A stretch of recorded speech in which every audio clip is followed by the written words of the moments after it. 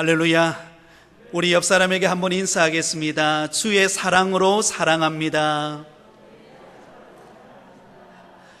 오늘 이 시간에는 낙심과 불안을 극복하는 비결, 낙심과 불안을 극복하는 비결이라는 제목으로 하나님의 말씀을 전하도록 하겠습니다. 오늘 이 시대를 살아가는 현대인들의 마음속에는 끊임없는 낙심과 불안의 마음이 자리 잡고 있는 것을 볼 수가 있습니다. 연령대별로 낙심과 불안의 마음을 갖는 이유를 설문조사해 보았습니다. 10대는 입시에 실패할까봐, 혹은 또래 친구들과 어울리지 못할까봐 낙심하고 불안해한다고 합니다. 20대는 안정된 직장에 취업하지 못할까봐 낙심하고 불안해합니다. 30대는 결혼 문제로, 40대, 50대는 직장의 구조조정 문제로, 그리고 60대 이상은 건강에 대한 문제로 낙심과 불안을 겪는다는 것입니다. 특별히 직장인 스트레스 1위는 불안한 미래라고 합니다. 그래서 심리학자들이 오늘날 현대를 일컬어서 낙심과 불안의 시대다라고 이구동성으로 말하고 있습니다. 오늘 우리가 읽었던 시편의 말씀 속에도 보면 낙심과 불안이라는 단어가 언급되어 있는 것을 볼 수가 있습니다. 6절 말씀입니다. 내 영혼이 내 속에서 낙심이 되므로. 11절입니다. 내 영혼아 내가 어찌하여 낙심하며 어찌하여 내 속에서 불안해하는가. 오늘 우리가 함께 읽었던 이 시편 42편의 말씀은 다윗이 기록한 시입니다. 다윗이 그의 아들 압살롬의 반역으로 말미암아 그가 신도 제대로 신지 못하고 예루살렘 성에서 도망자의 신세가 되었을 때 정말 처량하고 낙심이 되고 절망이 찾아오는 그때에 지은 시입니다. 이 시를 고라 자손 중에 한 사람이 수집하여 알려지게 되어진 시가 바로 오늘 본문 시편 42편의 시입니다. 그 당시 다윗의 나이는 61세였습니다. 갑작스럽게 그렇게 믿고 사랑했던 그의 아들 압살롬이 반란을 일으켰습니다. 그것도 치밀한 계획 속에서 반란을 일으켰기 때문에 다윗으로서는 어찌할 도리가 없었습니다. 그래서 다윗은 한밤중에 그 예루살렘 성에서 도피하여서 도망자의 신세가 되어버리고 말았습니다. 그러면서 도망치는 그의 마음속에 자꾸만 엄습해오는 그런 마음이 어떤 마음이었을까요? 바로 낙심과 불안의 마음이었다는 것입니다. 그렇게도 사랑했던 아들 압살롬은 실수도 많았습니다. 그럼에도 불구하고 다윗은 언제나 그 압살롬을 감싸주고 용납해주고 품어주었습니다. 그렇게 사랑을 베풀었던 그의 아들 압살롬이 자신을 배신하고 도리어 자기가 왕이 되겠다라고 아버지를 죽이려고 하는 그런 상황 속에서 당연히 다윗의 마음속에는 낙심의 마음이 찾아올 수밖에 없었습니다. 사랑하는 여러분, 우리가 누군가를 믿고 사랑하고 많이 돌보아 주었는데 어느 날 그런 나를 모른 척하고 배신하고 돌았을 때 여러분 낙심의 마음이 찾아오지 않겠습니까? 또한 오늘 본문에 보면 이제 도망자의 신세가 되어서 어디로 가야 될지, 어디로 가야 내가 안전하게 거할 곳이 있을지 늘 불안한 마음이 그의 마음을 짓누르고 있었다라는 것입니다. 그래서 오늘 우리가 읽었던 본문 11절에 보면 이렇게 말하죠. 내 영혼아 내가 어찌하여 낙심하며 어찌하여 내 속에서 불안해하는가. 우리가 여러분 지금까지 우리가 알고 있는 다윗은 어떤 사람이었습니까? 그는 굉장히 용감한 믿음의 사람입니다. 그리고 어느 누구보다도 하나님의 마음에 합한 자로 그가 인정받았던 사람이 다윗이었습니다. 여러분, 그의 어린 시절 블레셋과의 전쟁에서 거인 장수 골리앗이 이스라엘 군대 앞에 나와서 이스라엘 백성들을 조롱하고 하나님을 조롱할 때 어린 다윗이었던 그가 그렇게 하나님을 모독하고 자기 민족을 모함하는 그 골리앗을 가만히 내버려 둘 수가 없었습니다. 그래서 분노가 치밀러 올라서 너는 창과 칼로 내게 나오지만 나는 만군의 여호와의 이름으로 내가 내게 나간다.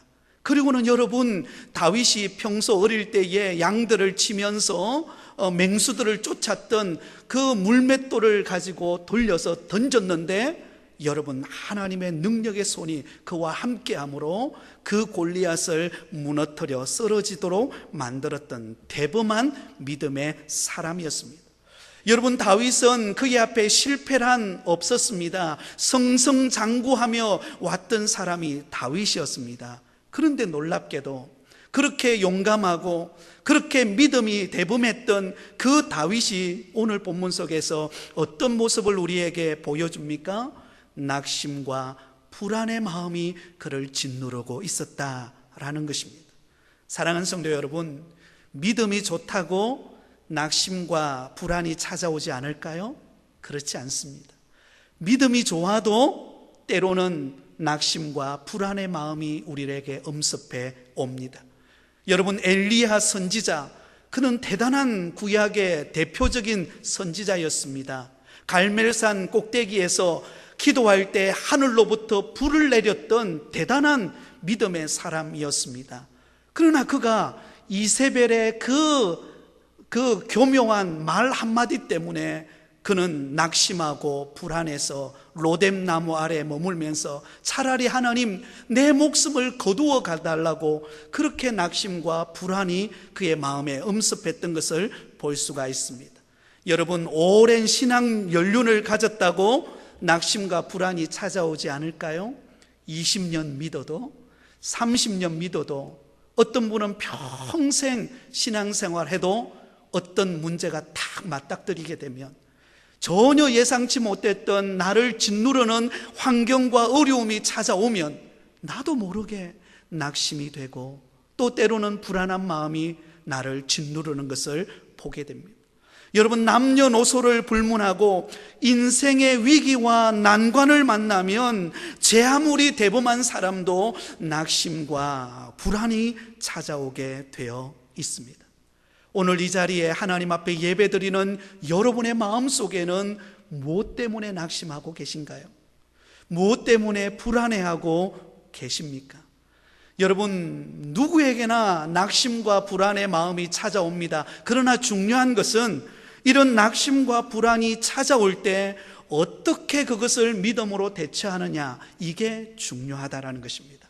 오늘 본문에 보면 그렇게 대범했던 하나님의 마음에 합하다고 인정받았던 그 다윗에게도 낙심과 불안의 마음이 찾아왔습니다. 그럼에도 불구하고 낙심과 불안의 마음이 찾아왔던 그 다윗은 주눅들거나 좌절하거나 인생을 포기하지 않았습니다. 도리어 그 낙심과 불안을 떨쳐버리고 하나님께 소망을 둠으로 말미암아 승리하는 인생을 맛보게 되었습니다. 오늘 이 시간 예배드리는 저와 여러분도 다윗과 같이 낙심과 불안을 떨쳐버리고 위로부터 내려주시는 은혜가 충만케 되시기를 예수님의 이름으로 축복합니다. 그렇다면 여러분, 다윗이 낙심과 불안을 극복하고 믿음과 평안을 되찾을 수 있었던 승리의 비결은 무엇일까요? 우리 앞에 끊임없이 밀려드는 낙심과 불안으로부터 우리는 어떻게 승리하는 삶을 살 수 있을까요? 오늘 본문은 몇 가지를 우리에게 그 비결을 가르쳐 줍니다. 가장 먼저 우리 삶 가운데 역사하시는 하나님을 기억하라는 것입니다. 한번 따라하겠습니다. 우리 삶 가운데 역사하시는 하나님을 기억하자. 여러분, 하나님은 오늘도 우리의 삶 가운데 역사하고 계시는 줄 믿습니다.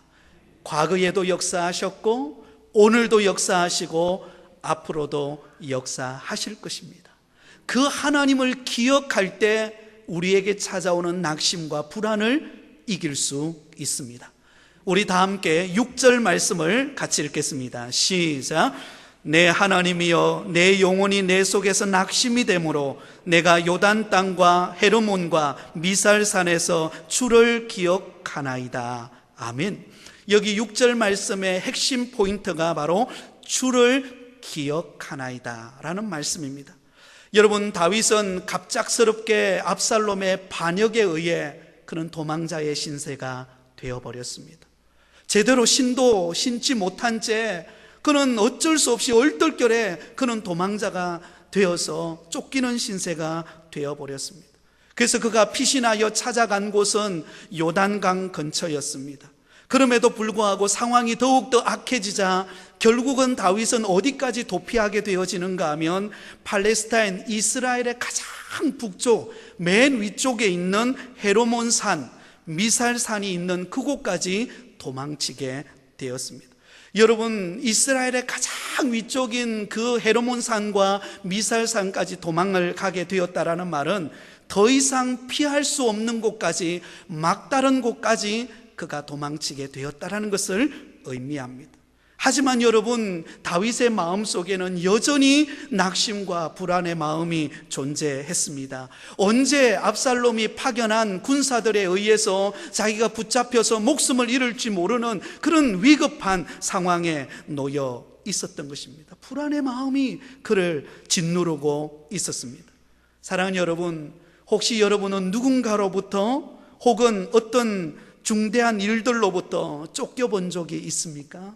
너무나 다급한 일로, 너무나 힘든 문제 속에서 쫓기는 신세가 되듯이 다급해서 어찌할지 몰라 해본 적이 있으십니까? 그때 찾아오는 게 불안입니다. 그때 찾아오는 게 공포고 낙심의 마음입니다. 요즘에는 그런 꿈을 제가 자주 꾸지는 않지만 가끔씩 꿈속에 악몽을 꾸어볼 때가 있습니다. 그러면은 어떻습니까? 아마 여러분도 그런 꿈을 꾸어보신 적이 계시겠지만, 제가 그런 꿈을 꾸면 저는 한없이 뭔가 위에 큰 높은 산 언덕에서 아래로 뛰어 막 달려가고 있는데 누군가가 뒤에서 끊임없이 나를 잡아 당기는 그런 상황에 놓여 있는 것입니다. 그래서 아무리 달려가도 도망치는 것 같기는 한데 붙잡힐 것 같은 그런 불안이 엄습해 올 때가, 그런 꿈을 꿀 때가 있습니다. 여러분도 그런 꿈을 꿔보신 적이 없었습니까? 다윗은 다른 사람이 아니었습니다. 그가 그렇게도 사랑했고 그렇게도 실수도 품어주었던 그의 아들 바로 압살롬이 자신을 반역하게 된 것입니다. 그러니 아버지 다윗의 마음속에는 얼마나 참 어떤 면에 보면 처량하고 비참하고 얼마나 고통스러웠겠습니까? 또한 시므이라고 하는 사람이 있었는데, 그가 다윗이 도망자가 되어서 그가 왕궁에서 쫓겨날 때 그의 뒤통수를 향하여서 저주를 퍼붓기 시작합니다. 여러분, 도망가는 것도 억울한데 모함까지 받아서 저주의 말까지 들을 때에 여러분, 이 다윗의 마음은 문드러 내리는 것과 같았을 것입니다. 그러니 그의 영혼 속에 절망이 찾아오고 낙심이 되고 불안함이 그의 마음을 짓누렸습니다. 한참을 아마 그런 마음 때문에 괴로워했습니다. 그러는 가운데 다윗이 문득 무엇인가가 떠올랐습니다. 그것이 무엇일까요? 자신이 젊었을 때 사울 왕으로부터 쫓기던 그때가 떠오르기 시작한 것입니다. 블레셋과 전쟁에서 승리를 하고 돌아올 때에 이스라엘 백성들이 다윗을 향하여 사울의 죽인 자는 천천히요 다윗은 만만이로다, 다윗을 칭찬합니다. 그 말을 들었던 사울 왕이 시기심에 의해서 그때부터 다윗을 죽이려고 쫓아다니게 되었습니다. 무려 몇 년 동안 도망자의 신세가 됩니까? 무려 10년이라는 세월 동안 다윗은 사울 왕으로부터 쫓기는 신세가 되었습니다. 그런데 여러분, 놀랍죠? 그 사울 왕으로부터 10년이라는 세월 동안 쫓기는 신세가 되었음에도 불구하고 하나님이 그 다윗을 지켜주셨습니다. 할렐루야. 여러분, 그 도망자의 신세, 위기와 고난과 시련 가운데서도 한 번도 하나님께서 그 다윗을 지켜주지 않으신 적이 없으셨습니다. 그러므로 다윗은 그때가 떠오른 것입니다. 아, 그렇구나. 내가 사울로부터 도망자의 신세가 되어서 쫓기는 그 과거의 젊을 때 그 10년이라는 세월 동안 하나님이 불꽃 같은 눈동자로 나를 지키시고 인도하시고 옷이 헤어지지 않고 머리털 하나 상하지 않도록 하나님께서 나를 지켜주셨다면 지금 내가 이 절망적이고 이 고통스럽고 정말로 언제 내가 죽음의 위기를 당할지 모르는 불안이 내 마음에 엄습해 온다 할지라도 하나님께서 나를 지켜주실 것이다. 하나님께서 나의 걸음을 인도해 주실 것이다. 하나님이 나를 붙잡고 계시다. 그 하나님을 기억함으로 낙심과 불안을 극복하게 되어졌음을 믿으실 수 있기를 바랍니다. 하나님께서 나에게 행하신 일들을 기억할 때 우리는 어떤 위기도 극복해낼 수가 있는 것입니다. 그래서 모세는 이스라엘 백성들에게 그들을 인도하신 하나님을 기억하라고 권면합니다. 신명기 7장 19절에 내 하나님 여호와께서 너를 인도하여 내실 때에 내가 본 큰 시험과 이적과 기사와 강한 손과 편팔을 기억하라. 하나님께서 이스라엘 백성들에게 행하셨던 그 놀라운 기적과 하나님의 능력의 손길을 기억하라는 것입니다. 여러분, 이스라엘 백성들이 430년 동안 애굽에 종되어 있을 때 하나님께서 모세를 통하여 그들을 출애굽시키셨습니다. 10가지 재앙을 통하여서 하나님은 기적적으로 마지막 장자의 죽음의 사건을 통하여 이스라엘 백성들을 출애굽시키는 하나님의 놀라운 능력을 나타내셨습니다. 그리고 그들이 광야의 길을 걸어갈 때에 하나님께서 홍해를 가르셨고 반석에서 물을 내어주시고 하늘로부터 만나를 내려주시고 불뱀에 물렸을 때에도 하나님께서 그들을 살려주셨던 그 하나님의 은혜를 그들이 기억하라고 말씀하고 있는 것입니다. 사랑하는 성도 여러분, 저와 여러분이 지금까지 살아오면서 수많은 시련과 고난과 위기를 겪으면서 오늘까지 왔을 것입니다. 근데 한번 되돌아보세요. 순간순간마다 하나님께서 저와 여러분에게 은혜를 베풀어 주지 않으셨습니까? 저는 그것을 믿습니다.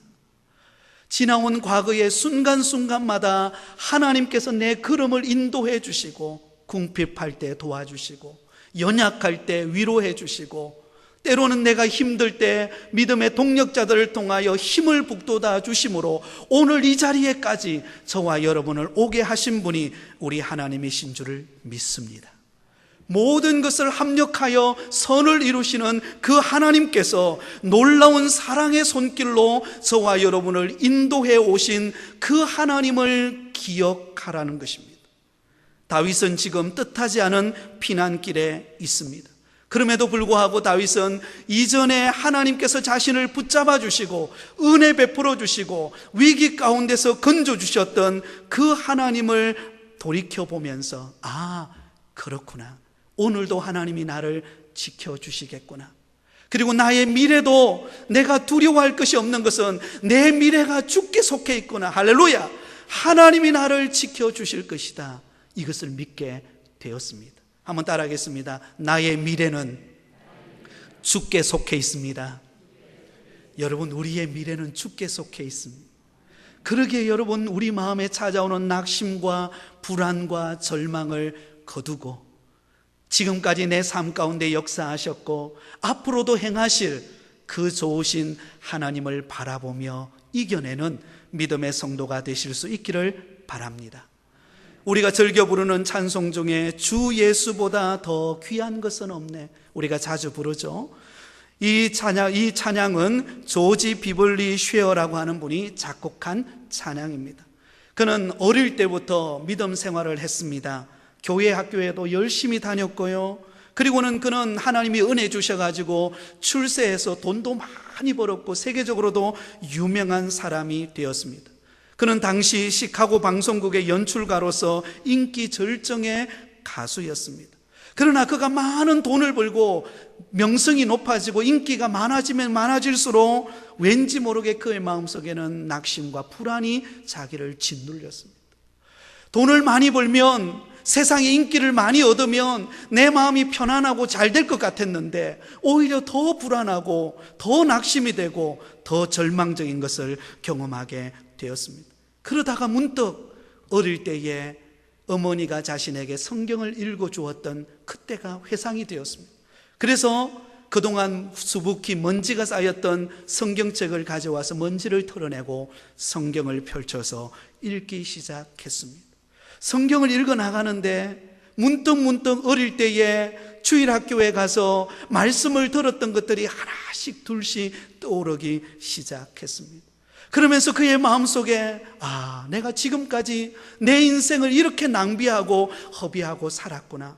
나는 내가 인기를 얻으면, 내가 많은 돈을 벌면 내 마음에 진정한 평안을 누릴 수 있을 것이라고 생각했는데 오히려 더 불안하고 더 내 마음이 절망적인 것은 하나님께로 나아가지 않았기 때문이구나.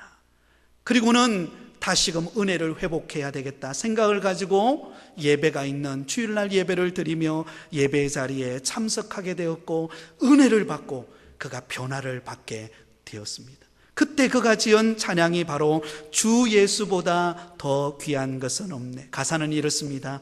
주 예수보다 더 귀한 것은 없네. 이 세상 부귀와 바꿀 수 없네. 영죽을 내 대신 돌아가신 그 놀라운 사랑 잊지 못해 세상 즐거움 다 버리고 세상 자랑 다 버렸네. 주 예수보다 더 귀한 것은 없네. 예수밖에는 없네. 세상의 명예를 쫓아갈 때는요, 인기를 쫓아갈 때는요, 참된 평안과 위로가 없었지만 예수님을 바라보고 하나님을 붙잡고 하나님이 내 삶 가운데 행하신 은혜를 기억할 때 그가 진정한 기쁨과 평안을 누릴 수가 있게 되었다는 것입니다. 사랑하는 성도 여러분, 날마다 내 삶 가운데 역사하시는 하나님을 기억하실 수 있기를 바랍니다. 그렇다면 여러분, 날마다 우리가 하나님을 기억할 수 있는 방법은 무엇입니까? 그것은 말씀 앞으로 나아가는 것입니다. 성경을 펼쳐놓고 그 말씀 속에서 내 삶 가운데 행하시는 하나님을 만나는 것입니다. 아브라함에게 찾아오셨던 하나님, 이삭과 야곱과 요셉에게 찾아오셨던 그 하나님이 나의 하나님이신 것을 경험하시기 바랍니다. 그것은 하나님의 말씀 앞으로 나아가는 것입니다. 그래서 우리 교회는 지난주부터 일독 성경 문제 풀기를 시작했습니다. 여러분 한번 도전해 보시기 바랍니다. 성경을 펼쳐서 여러분 읽으시면서 문제도 푸시고 그러는 가운데 내 삶 가운데 하나님이 어떻게 역사하시는지, 그 하나님이 나에게 어떤 기대를 가지고 있는지, 내 미래가 주께 속해 있다고 했는데 하나님이 나의 삶을 어떻게 이끌어갈지 말씀 속에서 하나님을 만나고 그 하나님을 기억하는 가운데 낙심과 불안을 이겨내는 모든 성도님들이 되시기를 예수님의 이름으로 축원드립니다. 한 걸음 더 나아가서 낙심과 불안이 찾아올 때 여러분 기도로 승부하시기 바랍니다. 한번 따라하겠습니다. 기도로 승부하자. 여러분, 낙심과 불안이 찾아올 때요, 그것을 내가 결단한다고 그거 이겨내기 어렵습니다. 왜냐하면요, 끊임없는 문제는 우리 앞에 밀려오기 때문입니다. 그것을 이길 수 있는 방법은 전적인 하나님의 은혜요, 하나님의 도우심입니다. 근데 그것이 어떻게 가능한가? 기도로 승부할 때, 하나님 앞에 기도함으로 나아갈 때 하나님께서 낙심과 불안을 떨쳐버리고 승리케 하시는 은혜가 임할 줄 믿습니다. 우리 오늘 본문 7절에서 9절까지 말씀을 한 목소리로 같이 읽겠습니다. 7절에서 9절까지입니다. 시작. 주의 폭포 소리에 깊은 바다가 서로 부르며 주의 모든 파도와 물결이 나를 휩쓸었나이다. 낮에는 여호와께서 그의 인자하심을 베푸시고 밤에는 그의 찬송이 내게 있어 생명의 하나님께 기도하리로다.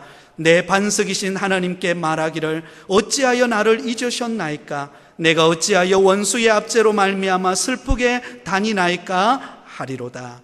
여러분, 지금 다윗이 자신의 처한 상황에 대해서 이렇게 표현하고 있습니다. 폭포 소리가 깊은 바다가 나를 부르고 파도와 물결이 나를 휩쓸었나이다. 큰 폭포수가 내게 밀려와서 나를 짓누른다는 것입니다. 바다와 물결이 내게 침몰에 들어와서 내 힘으로는 도저히 어찌할 수 없는 그런 환경에 자신이 처해져 있다라고 말하고 있습니다. 그렇습니다. 이스라엘의 왕이었지만 그의 아들 압살롬의 반역으로 인하여 그는 신발도 제대로 신지 못한 채 그는 쫓기는 신세가 되어서, 그리고 수많은 백성들은 얼마나 여러분 압살롬이 치밀하게 반란을 계획했는지요, 다윗 편이 거의 없었어요. 그러니 그런 절망적이고 낭떠러지와 같은 그런 환경에 놓여 있었던 다윗, 그가 할 수 있는 일이란 무엇이었을까요? 아무것도 없었습니다. 오직 하나님만을 바라보고 기도하는 것이었습니다. 그래서 이렇게 말하죠. 생명의 하나님께 기도하리로다. 한번 따라하겠습니다. 생명의 하나님께 기도하리로다. 여러분, 낙심과 불안이 내 마음에 밀려올 때 그것을 이겨낼 수 있는 강력한 무기는 기도에 있습니다. 기도 외에는 없어요.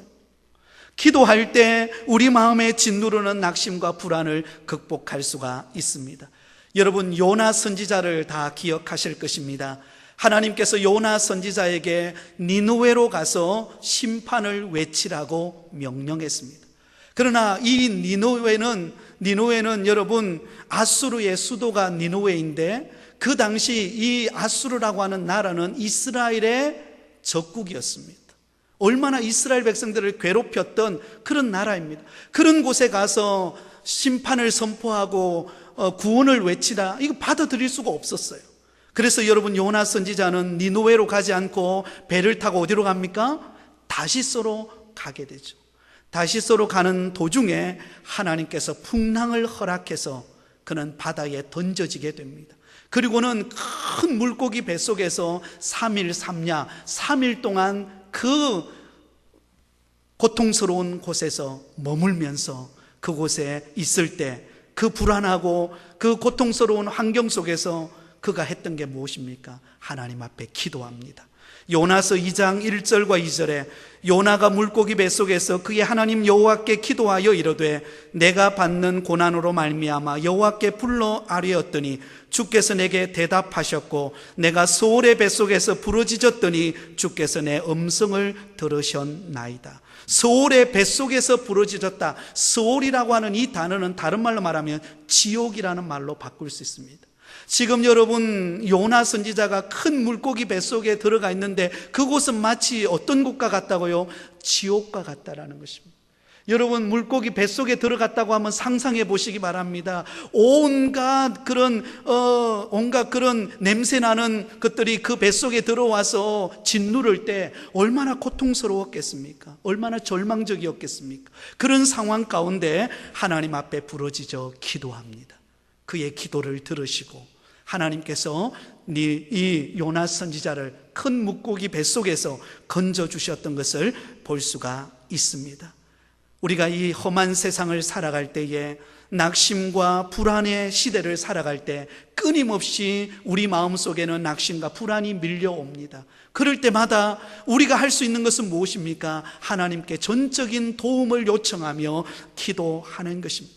그래서 여러분, 낙심과 불안이 내 마음에 많이 밀려온다는 것은, 그 마음이 나를 짓누르고 있다는 것은 나로 하여금 기도하라는 사인입니다. 기도를 하면 할수록 내 마음에 있는 낙심과 불안은 떠나가고 하나님이 주시는 평강이 우리 마음을 사로잡게 됩니다.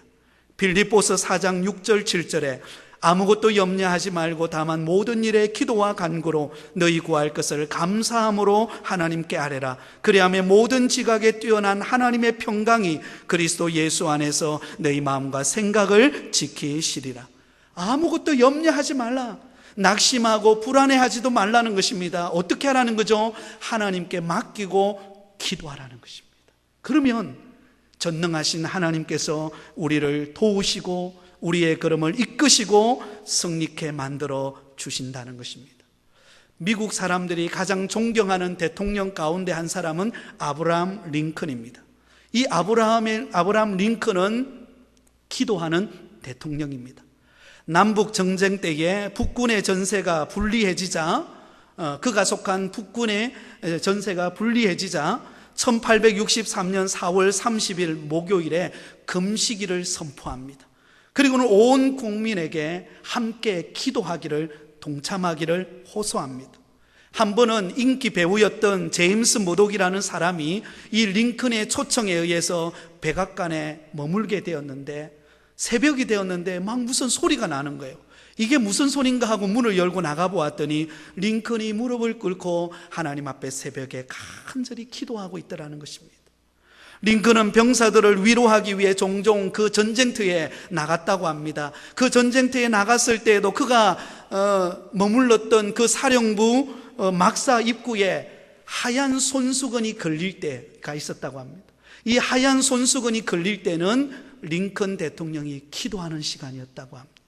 그래서 기도하는 가운데 하나님께서 은혜를 주셨습니다. 그리고는 결국은 아브라함 링컨이 이르는 북군이 승리하게 되죠.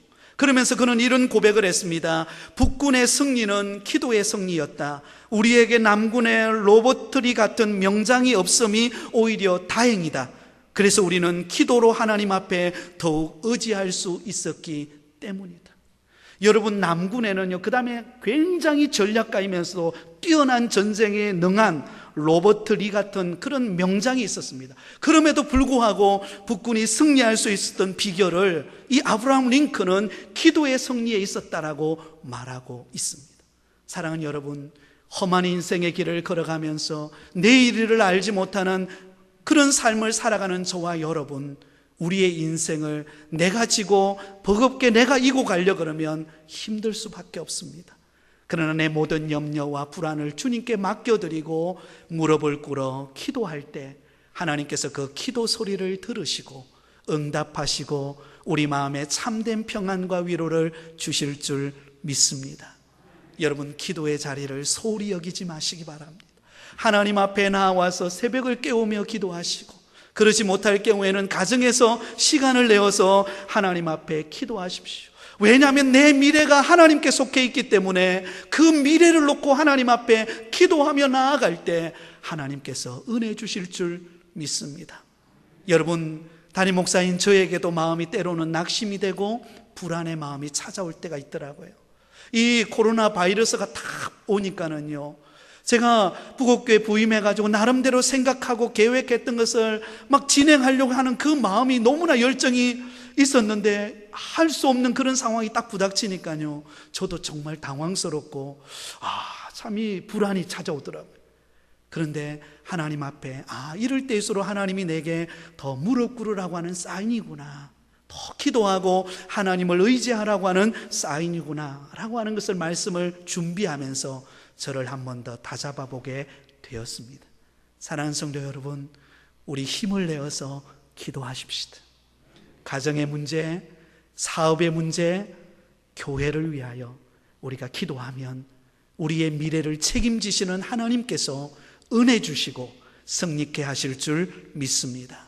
마지막입니다. 낙심과 불안이 찾아올 때 한번 따라하겠습니다. 소리 높여 찬양하십시다.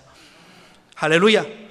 여러분, 소리 높여 하나님을 찬양할 때 어둠이 물러가고 낙심이 물러가고 불안이 떠나가게 되어 있습니다. 오늘 본문 10절 11절을 같이 읽겠습니다. 시작. 내 뼈를 찌르는 칼같이 내 대적이 나를 비방하여 늘 내게 말하기를 내 하나님이 어디 있느냐 하도다. 내 영혼아, 내가 어찌하여 낙심하며 어찌하여 내 속에서 불안해하는가? 너는 하나님께 소망을 두라. 나는 그가 나타나 도우심으로 말미암아 내 하나님을 여전히 찬송하리로다. 할렐루야. 여러분, 주변에 수많은 사람들은 다윗을 조롱합니다. 다윗, 당신이 섬기는 하나님은 어디 있느냐? 하나님이 당신을 버린 것 아니냐? 이제 당신의 삶은 끝났다. 미래가 보이지 않는 그런 현실이었습니다. 불안이 찾아오고 낙심이 찾아오고 절망할 수밖에 없었습니다. 그러나 다윗은 믿음의 눈을 들어 지금까지 나의 삶 가운데 행하셨던 그 하나님을 바라보고 믿음의 눈을 들어 입술을 열어 하나님 앞에 기도하는 가운데 소망을 하나님께 두기 시작하자 그의 삶에 어떤 역사가 일어났습니까? 하나님을 찬송할 수 있는 힘이 생기게 되었습니다. 그러므로 내 하나님을 여전히 찬송하리로다. 여러분, 하나님께 소망이 되면은요, 우리 입술에 열매가 나타납니다. 그게 무엇입니까? 찬송입니다. 그러나 여러분, 하나님을 의지하지 않으면, 하나님을 가까이 하지 않으면 내 입술에 나오는 게 있습니다. 한숨과 불평과 원망입니다. 여러분 어떠세요? 요즘에 하나님을 찬송하는 일이 많으세요? 아니면 아휴, 왜 내게는 이런 일이 당했을까? 이런 불평과 원망하는 일이 많으세요? 다시 한 번 더 주님께 소망을 두므로 찬송하는 여러분 되시기를 바랍니다. 찬송은 감사의 표현입니다. 하나님이 행하실 일들을 고백하는 것입니다. 그래서 여러분, 누가 이런 말을 하더라고요. 기도는 응답을 가져오지만 찬송은 기적을 가져옵니다. 멋있잖아요? 한번 따라해 볼까요? 기도는 응답을 가져오고 찬송은 기적을 가져옵니다. 할렐루야! 여러분, 기적을 가져오는 게 찬송이에요. 찬송하기 시작하면 하나님이 역사하십니다. 성경이 그것을 우리에게 말해주고 있습니다. 역대하 20장에 보면은요, 남유다의 왕이었던 여호사밧 왕 때에 여러분, 기가 막힌 일이 벌어집니다. 절체절명의 위기를 만나요. 모압과 암몬 연합군을 형성해가지고 사해를 지나서 유다 산지 심장부를 향하여서 총과 칼을 겨누고 지금 달려오고 있는 그런 상황이었습니다. 그때 여호사밧 왕이 너무 당황해가지고 낙심이 되고 불안이 되어서 하나님 앞에 나아가서 간절히 무릎 꿇고 기도합니다. 그때 하나님께서 여러분, 이 여호사밧 왕에게 기가 막힌 전략을 그에게 줍니다. 그 방법이 뭐냐면, 승리할 수 있는 방법이 무엇인가 하면, 총과 칼을 들고 나가서 이 모압과 암몬 연합군과 싸우게 한 게 아니라 맨 앞에 누굴 서게 하느냐 하면 찬양대를 서게 해요. 가운을 입은 찬양대가 맨 앞에 서게 합니다. 그리고는 그 뒤에 창과 칼을 든 이스라엘 군세가 뒤따라갑니다. 여러분, 이게 전쟁이 될까요? 안 될까요? 우리가 인간적으로 보면 전혀 전쟁이 될 수 없는 겁니다. 여러분, 어떻게 총과 칼을 들지 않고 찬양대 가운을 입고 앞에서 찬송하며 나가는데 무슨 힘이 있겠습니까? 그런데 놀랍죠. 여러분, 역대하 20장을 읽어보십시오. 찬양대가 앞장서서 나가면서 찬양을 부르기 시작합니다. 하나님의 위대하심을 찬양하고 하나님의 전능하심을 찬양하고 하나님의 능력을 고백해 나가기 시작할 때, 여러분, 뜻밖에도 그 모압과 암몬 연합군 자체 안에서 여러분 자중질환이 일어납니다. 그래서 서로 창과 칼을 찔러서 자기들끼리 싸워서 서로를 죽여요. 결국은 여러분, 이스라엘 백성들은 전혀 싸워보지도 않고 전리품을 취하여서 승리하고 돌아옵니다. 할렐루야! 여러분, 찬송에는 기적이 있는 줄 믿습니다. 두려움이 나를 엄습하고 낙심이 되고 때로는 불안이 내 마음을 짓누를 때 믿음의 눈을 들어서 입술을 열어서 하나님을 찬양하십시오. 하나님의 전능하심을 찬양하십시오. 약속에 신실하신 하나님을 고백하며 찬송하시기 바랍니다. 그러면 하나님이 우리의 삶 가운데 기적을 일으킵니다. 예상치 못했던 방법을 하나님께서 열어주십니다. 그래서 우리는 승리하는 결과를 얻게 되어진다라는 것입니다. 서울 신촌 세브란스 병원에서 어느 가난한 지역을 대상으로 무료 건강검진을 하게 되었다고 합니다. 총 200명을 대상으로 건강검진을 실시했는데요, 교회 다니는 교인 100명과 불신자 100명의 건강검진을 딱 해보았더니요, 교인들 100명 가운데 40%가 육신에 아픔이 있는 환자였고 불신자는 100명 중에서 80%가 환자였다 그래요. 그래서 왜 그런 결과가 나왔을까? 그것을 살펴보았더니 몇 가지 이유가 있었는데요, 첫 번째 이유는 교인들은 교회 나와서 신앙생활할 때 어떻게 하냐면 나와서 막 박수를 치면서 하나님 앞에 찬송하면서 은혜를 받더라는 거예요. 여러분, 박수를 치면서 찬송을 하며 은혜를 받으니까는요, 그 마음에 기쁨이 넘치고 스트레스가 떠나가고 온 신경이 움직여서 혈액순환도 잘 되고, 할렐루야! 그 은혜를 받으니까 건강해지더라는 것입니다. 또한 두 번째는 교회 나와서 하나님 앞에 기도하니까 우라병과 같은 것들이 생기는 그 무거운 짐들을 하나님 앞에 다 내려놓으니까 건강해지고요, 마지막 세 번째는 하나님께서 축복하심으로 건강해지더라는 것입니다. 오늘 이 자리에 있는 사랑하는 성도 여러분, 우리가 육신이 연약할 때, 내가 힘들 때, 내 힘으로 할 수 없을 때 그때 하나님을 찬송하면서 하나님을 의지하면서 믿음으로 나아가시기 바랍니다. 하나님께서 우리 가운데 기적을 일으키실 것입니다. 우리에게 승리를 주실 줄 믿습니다. 우리에게 약속하신 하나님의 놀라운 축복을 주실 것입니다. 우리의 미래는 하나님께 속해 있습니다. 그 하나님이 책임지실 것입니다. 그러므로 여러분 믿음의 눈을 들어 주를 바라보고 당당하게 살아가는 저와 여러분 되시기를 예수님의 이름으로 축원드립니다.